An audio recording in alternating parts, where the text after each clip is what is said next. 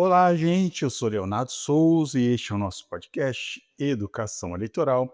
Este episódio é curtinho, mas ele é de utilidade pública, tá? Porque a gente vai falar sobre as pessoas que podem ter seus títulos de eleitor cancelados em virtude de ausência às últimas 3 eleições, tá bom? Então, gente, é aquela perguntinha corriqueira, né? Em anos não eleitorais, o que a Justiça Eleitoral faz? Por exemplo, verificamos o cadastro eleitoral. Então, é apenas uma das inúmeras missões da Justiça Eleitoral em anos ímpares, gente. Então, é como se fosse uma espécie de limpeza do cadastro, né? Entre aspas, assim, para cancelar os títulos das pessoas que deixaram de votar por muito tempo, né? E, com certeza, evitar fraudes e manter a rigidez do nosso cadastro eleitoral, tá bom? Pois bem, no último dia 28 de fevereiro de 2025, o Tribunal Superior Eleitoral expediu instruções para eleitores e zonas eleitorais sobre o cancelamento de inscrições de pessoas que não votaram, não pagaram multa e nem justificaram a ausência às urnas nas últimas 3 eleições consecutivas. Aí, considerando primeiro e segundo turno, né, se houver na sua cidade, e eventual eleição suplementar. Então, por exemplo, 2022 a pessoa não votou nem no primeiro, nem no segundo turno. 2024 não votou na eleição de primeiro turno ali da eleição de prefeito no seu município, supondo que ali tenha só o primeiro turno. Então ela já está 3 eleições consecutivas. Então considera, cada turno é considerado uma eleição e também eventuais eleições suplementares, tá? Importante lembrar que essa regra não abrange eleitores menores de 18, né, que eles têm o voto facultativo, os maiores de 70 e também as pessoas analfabetas, tá?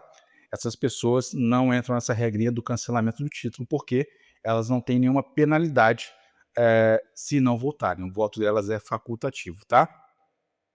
De acordo com as regras estabelecidas pelo TSE, as zonas eleitorais já expediram, a partir do último dia 7 de março, né, já expediram editais contendo essa lista de eleitores, né, ou informando, dando ampla divulgação que existe essa lista de, de eleitores a ser consultado nos cartórios, tá?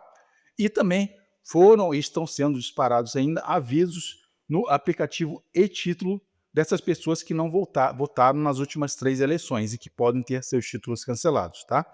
Se você não teve acesso a essa lista de eleitores, se você não recebeu nenhuma mensagem no seu e-título, você tiver com dúvida ainda a respeito de se você votou ou não, esqueceu, né, você ainda pode consultar a sua situação eleitoral no site do TSE, consultando a aba Débitos Eleitorais, na aba anterior, Atendimento Eleitoral. Então você vai lá no site do TSE, Atendimento Eleitoral, na opção Débito Eleitoral. Se tiver alguma multinha para você pagar, vai ser nesse campo, tá?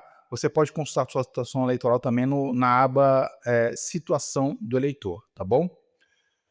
Mas você não precisa se preocupar nem se desesperar. O prazo para regularizar essa situação é até razoável. Ele vai até o dia 19 de maio de 2025. E para regularizar e evitar o cancelamento do seu título é bem simples, gente. Você tem que procurar o seu cartório, né, com um documento oficial com foto e o título. Se não tiver o título, não tem problema, o documento oficial com foto basta. Apresentar o comprovante de votação, de justificativa ou a multa paga, se você isso possuir, né? Se não for o caso, a solução é pagar a multa por ausência às urnas, tá? A multa é bem baratinha, não tem nenhum problema. Ou ainda, se você não tiver condição nenhuma de pagar, você pode declarar seu estado de pobreza diante do atendente eleitoral e ele vai dar as orientações corretas, tá? A guia pode ser emitida no próprio cartório para pagamento no banco, seja via Pix ou cartão de crédito, ou até mesmo retirada no site do TSE, naquela mesma opção que eu mencionei, atendimento eleitoral, débito eleitoral. Se o eleitor estiver no exterior, gente, acontece bastante da pessoa ir para o exterior e esquecer de votar, né? Ele está no exterior, nem lembra que tem eleição no Brasil, né? E isso é até bem comum.